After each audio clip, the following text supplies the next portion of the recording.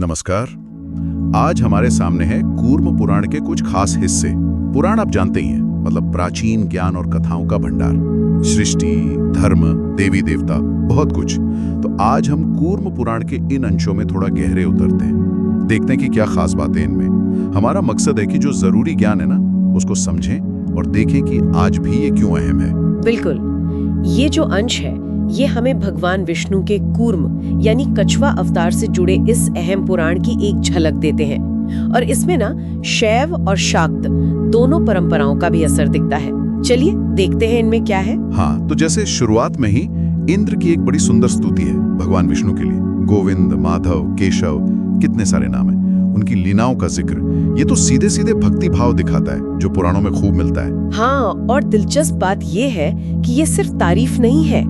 इन स्तुतियों में ना गहरे दार्शनिक सिद्धांत भी छिपे हैं। जैसे विष्णु को यज्ञ स्वरूप भी कहा गया है, मतलब कर्म का प्रतीक, और परम ब्रह्म भी, यानी परम ज्ञान। अच्छा, यज्ञ स्वरूप और परम ब्रह्म दोनों। हाँ, ये वाकई एक कमाल का नजरिया है कि जो रोज के धार्मिक कर्म हैं और जो परम सत्य की खोज है, वो अलग अलग नहीं है। एक ही सिक्के के दो पहलू हैं एक तरह से। उन्हें पुरुषोत्तम कहा गया है, ज्ञान और कर्म दोनों के स्रोत।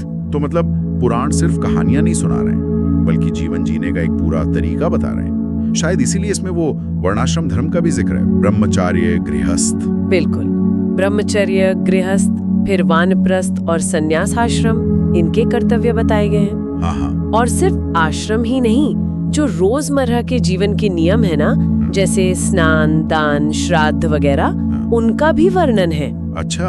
और इन्हें महज रस्मों की तरह नहीं देखा गया है। ये एक सामाजिक और आप कह सकती हैं कि ब्रह्मांडीय व्यवस्था बनाए रखने के साधन थे। हर किसी का अपना कर्तव्य है, जिससे समाज में संतुलन बना रहे। और इन कर्तव्यों को निभाने के लिए जगहों का भी महत्व बताया है। जैसे आपने कहा काशी, वाराणसी। हाँ, खासकर काशी का कूर्म पुराण में वर्णन मिलता है कि वहाँ स्नान, दान और यहाँ तक कि मृत्यु भी मोक्ष देने वाली मानी गई है। सच में? मृत्यु भी? हाँ, ऐसा वर्णन है। काशी को भगवान शिव का क्षेत्र माना गया है ना, तो वहाँ उनकी एक खास कृपा मानी जाती है। ये दिखाता है कि किसी स्थान विशेष की ऊर्जा और वहाँ किए गए कर्मों का फल कितना अहम मानते थे वो लोग। तीर्थ यात्रा सिर्फ घूमना नहीं था, वो आध्यात्मिक उन्नति का एक जरिया थी। सही बात है। अच्छा, ये तो हुई कर्मकांड और तीर्थ की बात, लेकिन ज्ञान का भी तो महत्व है। आपने ईश्वर गीता का जिक्र किया था। हाँ, ईश्वर गीता ये कूर्म पुराण का ही एक हिस्सा है। बहुत खास है ये। इसमें भगवान शिव खुद ऋषियों को ज्ञान दे रहे हैं। शिव ज्ञान दे रहे हैं? ये तो दिलचस्प है। बिल्कुल। और इसमें कर्म फल के मोह को छोड़कर, मतलब निष्काम भाव से कर्म करने और ज्ञान के जरिए परमेश्वर को पाने की बात कही गई है। अच्छा, निष्काम कर्म, ये तो भगवत गीता जैसा ही हुआ फिर? हाँ, काफी मिलता जुलता संदेश है।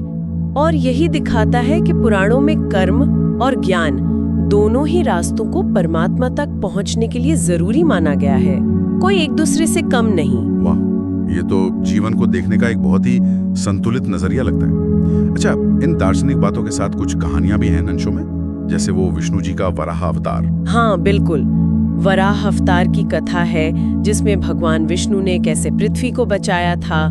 फिर भक्त प्रहलाद और उनके पिता हिरण्यकशिपु की जो मशहूर कहानी है ना, उसकी भी झलक मिलती है। हाँ, प्रहलाद की कहानी तो सुनी है। तो ये कथाएं सिर्फ मनोरंजन के लिए नहीं है, ये असल में धर्म और अधर्म के बीच का जो संघर्ष है, भक्ति की जो अटूट शक्ति है और ईश्वर की कृपा, इन सब को दर्शाती हैं। और इन कथाओं में, जैसे आपने कहा, विष्णु है, शिव का जिक्र है, दूसरे देवताओं का भी वर्णन है, ब्रह्मा, देवी। हाँ, अलग अलग देवताओं की स्तुतियां तो हैं ही, साथ ही उनमें एक तरह का समन्वय, एक एकता दिखाने की कोशिश भी नजर आती है।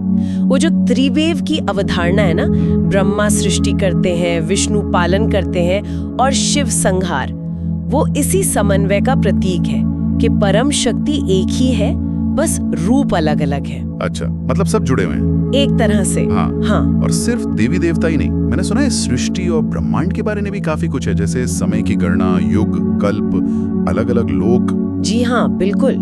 सृष्टि कैसे बनी, समय की वो विशाल इकाइयां, युग, मनवंतर, कल्प, अरबों खरबों साल, और 14 भुवन यानी अलग अलग लोक या आयामों का वर्णन।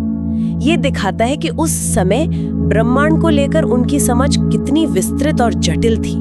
सोचना भी मुश्किल है कि वो समय को इतने बड़े पैमाने पर देखते थे। सही में। तो कुल मिलाकर देखें, कूर्म पुराण के ये जो हिस्से हमने देखे, ये प्राचीन भारत की सोच का एक अद्भुत कैनवस दिखाते हैं। इसमें ब्रह्मांड का नजरिया है, समाज और व्यक्ति के कर्तव्य हैं, भक्ति की गहराई है, ज्ञान का महत्व है और वो प्रेरणा देने वाली कहानियां भी हैं। सब कुछ जैसे एक साथ बुना हुआ है। निश्चित रूप से ये अंश इस बात का सबूत है कि कैसे प्राचीन ग्रंथ जीवन को, धर्म को, ब्रह्मांड को टुकड़ों में नहीं देखते थे, बल्कि एक संपूर्ण, एक एकीकृत नजरिए से समझने की कोशिश करते थे। और ये हमें सोचने पर मजबूर करता है कि आज के इस युग में जब ज्ञान इतनी सारी अलग अलग शाखाओं में बंट चुका है, इतना स्पेशलाइज्ड हो गया है, क्या हम जीवन के जो बड़े सवाल हैं उन्हें समझने के लिए ऐसी ही किसी एक एकीकृत दृष्टि की कमी महसूस करते हैं?